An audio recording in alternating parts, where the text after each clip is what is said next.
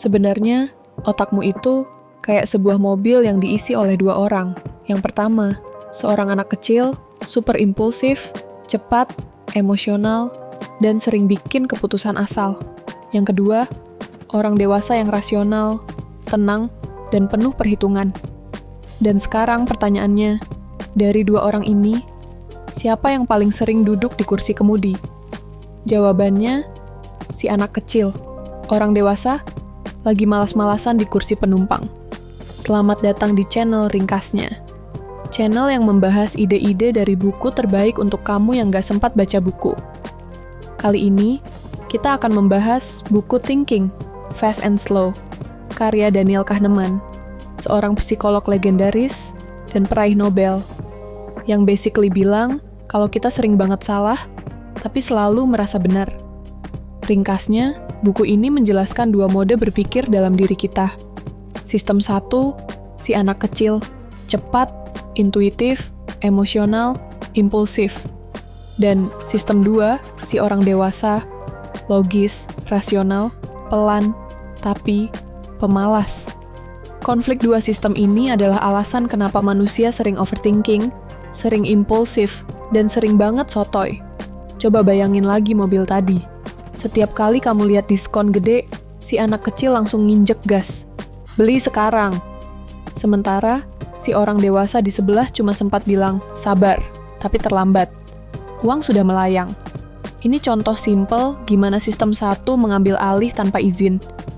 Kahneman bilang, 90% hidupmu dijalankan oleh sistem 1. Itu sebabnya, kamu bisa jalan sambil main HP, bisa baca emosi orang dari ekspresi, bisa langsung tahu sesuatu terasa benar tanpa data apapun. Sistem 1 cepat, tapi sering salah. Dan yang bahaya, dia percaya diri luar biasa. Misal ada yang nanya, menurut kamu, ada berapa jumlah kota di Asia? Otak kamu langsung nebak. Padahal, kamu bahkan nggak tahu jumlah negara di Asia. Tapi sistem 1 nggak mau bilang, aku tidak tahu. Dia lebih suka ngarang dengan percaya diri tinggi. Ada satu fenomena brutal yang dijelasin Kahneman, anchoring bias. Otakmu gampang banget kehipnotis angka pertama yang kamu lihat. Misal kamu lihat hoodie harga 1 juta jadi 299.000. Sistem 1 langsung ngerasa itu rejeki.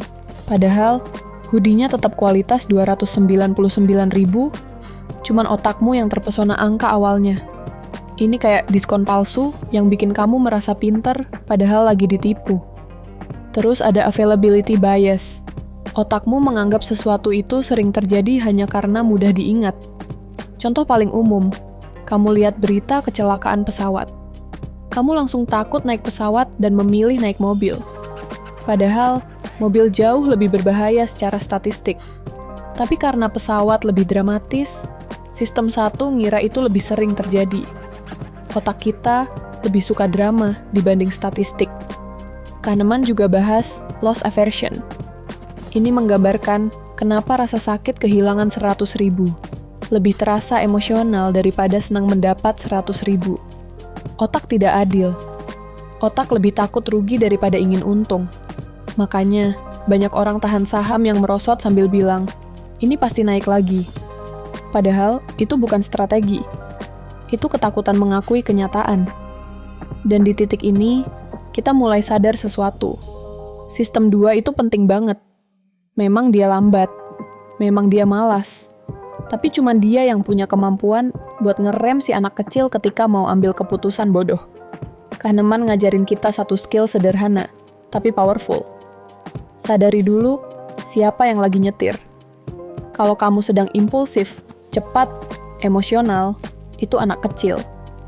Dan kalau kamu sadar si anak kecil sedang menyetir, maka kamu bisa dengan sadar membangunkan si orang dewasa, sistem 2, untuk mengarahkan ke arah yang benar. Pada akhirnya, buku ini bukan ngajarin kamu jadi robot rasional. Nggak ada manusia yang bisa sepenuhnya bebas dari bias. Tapi buku ini ngajarin kamu untuk tidak hidup sebagai penumpang di dalam pikiranmu sendiri. Karena kalau kamu nggak sadar, mobilmu bakal dihancurkan oleh anak kecil impulsif. Itulah inti dari buku ini.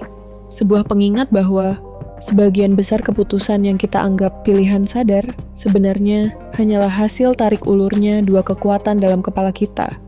Si anak kecil yang cepat dan impulsif, dan si orang dewasa yang pelan tapi bijak. Kalau kamu suka penjelasan kayak gini, dan pengen dapetin perspektif baru dari buku-buku yang mind-blowing lainnya, jangan lupa klik like, dan tentu saja subscribe, biar kamu nggak ketinggalan ringkasan berikutnya. Sampai ketemu di video selanjutnya.